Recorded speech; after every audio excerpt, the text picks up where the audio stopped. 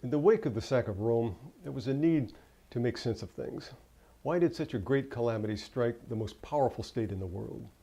It was a natural human reaction to try to seek some kind of point or logos in this disaster. It was also natural that people sought to assign blame for it. Augustine offers his contemporaries an explanation for what happened. This disaster provides him with an occasion to formulate a detailed Christian worldview that gives meaning to their views. The modern secular view of the world is difficult for many people to accept. When we contemplate the vastness of space and time, and the apparently tiny role played by human life in the universe, the human mind has difficulty accepting its own insignificance. It resists embracing the idea that the only meaning human life has is that which we humans give it. But in the big picture, there's nothing but atoms in the vast void of space. We want to believe that our struggles and sufferings have some greater significance.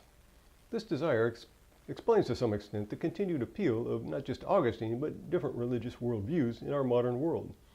It's a great comfort to think that a divinity is concerned with our affairs and has compassion for our sufferings. According to the criticisms of the atheist existentialists, Sartre and Camus, the Christian worldview is one of self-deception that seeks a form of metaphysical comfort in the world where none is to be found. They believe that Christians inauthentically embrace this picture in order to make things easier for themselves, since it's an uncomfortable truth that there's really no deeper meaning in the universe itself. People desperately grasp for any kind of belief system that will provide meaning and purpose, even when aspects of that system might seem absurd or far-fetched. According to the existentialists, many people would end up in anxiety and despair if they were deprived of this illusion. By contrast, these thinkers celebrate the existential hero who's able to embrace a meaningless world without creating illusions in order to make things easier. Camus' Sisyphus is condemned to pursue the meaningless task of pushing a rock up a hill only to see it roll back down again. This is a sad and depressing picture for most of us if we imagine it to be a metaphor for our own pursuits in the world. But for the existentialists, the goal is to follow this model and to be happy doing so. They urge that we accept the meaninglessness of existence, which takes courage and moral fiber, and not take the easy way out by embracing religion or some other illusory system of values. The existentialist would presumably say that Augustine is presenting just such an illusion in the face of the nihilism of his own age, when people were desperately looking for meaning after the sack of Rome. The city of God is intended to provide them with an explanation for what happened and a worldview that enables them to cope with the new situation.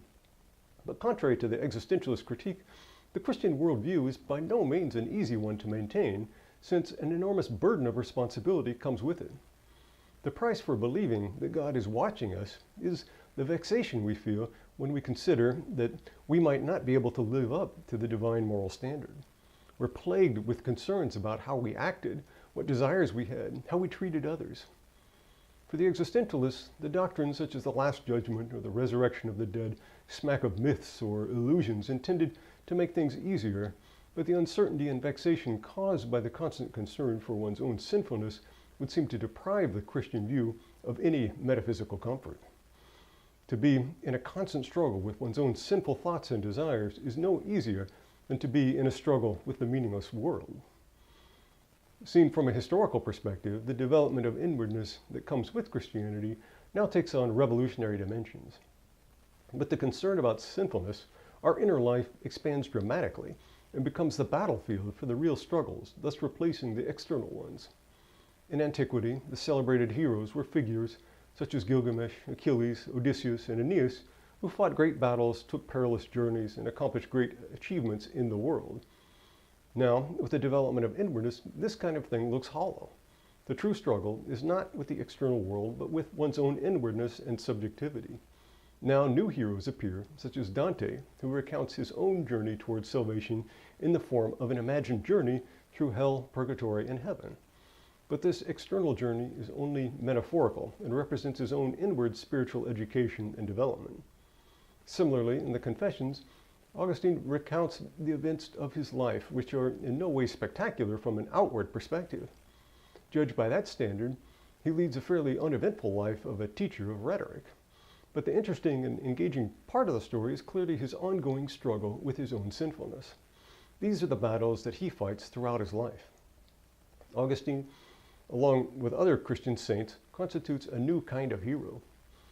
In the Middle Ages, the new heroes are often represented in Christian narratives or iconography as doing battle with a dragon, which is an external representation of their own sinfulness, that is, their untoward desires and urges which must be mastered.